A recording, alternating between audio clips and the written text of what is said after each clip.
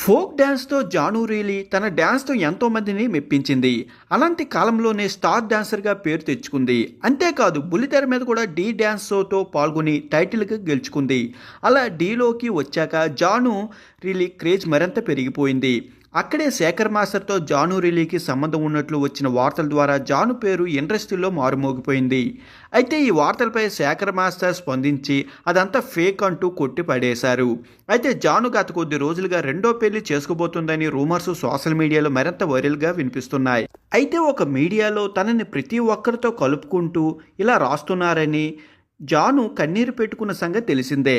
అయితే ఆ తర్వాత రోజే జాను లిల్లీ నేను ఫోక్ సింగర్ దిలీప్తో ప్రేమలో ఉన్నానని మేమిద్దరం పెళ్లి చేసుకోవాలని నిర్ణయించుకున్నామంటూ జాను అలాగే సింగర్ దిలీప్ చెప్పుకొచ్చారు. అయితే వీరి పెళ్లి ఇంట్లో వాళ్ళు కూడా ఒప్పుకోవడంతో త్వరలో పెళ్లి చేసుకోబోతున్నట్టు జాను క్లారిటీ ఇచ్చారు. అయితే జాను రిల్లీ మాటలపై నెటిజన్లు ఫైర్ అవుతున్నారు.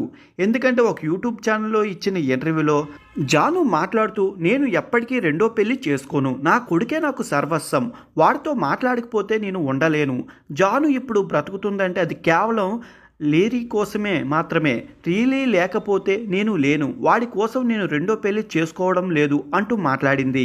అయితే ఆ తర్వాత కొద్ది రోజులకే మళ్ళీ నా కొడుకు భవిష్యత్తు కోసం నా భవిష్యత్తు కోసం రెండో పెళ్లి చేసుకోవాలని నిర్ణయించుకున్నానని, ఇది నా స్వార్థం కోసం కాదని, నా కొడుకు భవిష్యత్తుని దృష్టిలో పెట్టుకుని ఇలా రెండో పెళ్లి నిర్ణయం తీసుకున్నానంటూ మాట్లాడింది.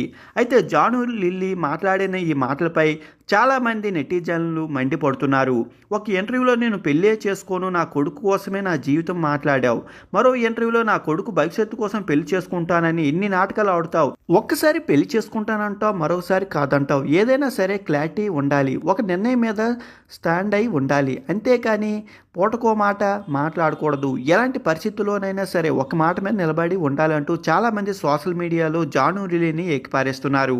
ఇక జాను లిల్లీ మొదటి పెళ్లి విషయం వస్తే, జాను మొదట ఫోక్ డాన్సర్ అయినప్పటికీ టోనీతో ప్రేమలో పడి ఇద్దరు పెళ్లి చేసుకున్నారు. ఇక ఈ జంటకు లీరీ అనే అబ్బాయి పుట్టాక ఇద్దరి మధ్య విభేదాలు వచ్చి విడాకులు తీసుకున్నారు. ఇక విడాకులప్పటి నుంచి జాను తన కొడుకుతో ఒంటరిగానే ఉంటున్నారు. గత కొద్ది రోజుల నుండి దిలీప్ దేవగంత్ అనే ఫోక్ సింగర్తో రిలేషన్లో ఉన్నట్టు వార్తలు వచ్చాయి.